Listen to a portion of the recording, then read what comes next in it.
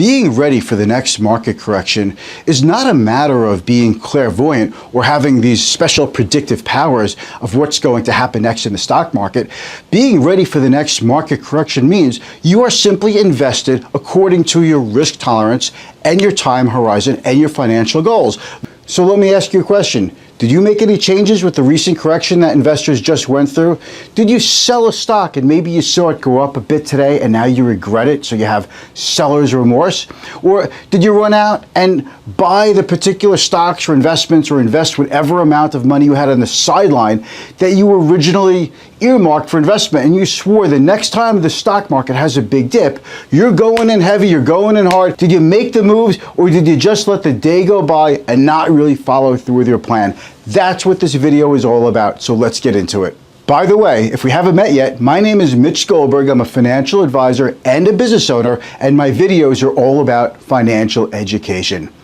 Look, you know that you shouldn't be making sudden, spontaneous, hasty buy and sell decisions just because of external factors, things that are taking place in the stock market. Because when you make hasty investment decisions and you're under a lot of pressure to do something, you just feel like, I have to do something, I have to buy, I have to sell, I have to make some change, I have to fiddle with things, that actually opens you up to even more potential to making a big mistake, and a costly mistake at that. Feels like every correction has something in common, but what I want that thing to be in common for you is how you react each time.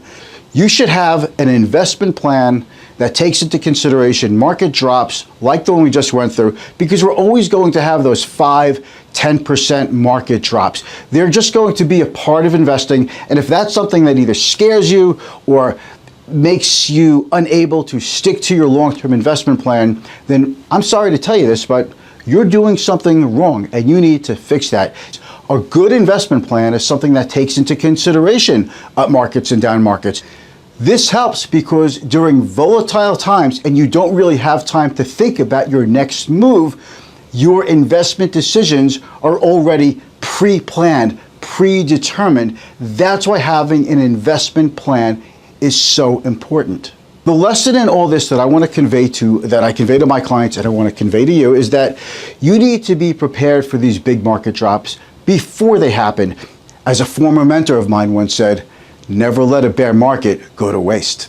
So what's your strategy? Let me know. If you want to reach out to me, you can reach me through clientfirststrategy.com. Thanks for watching. If this video helps you out, please give it a thumbs up.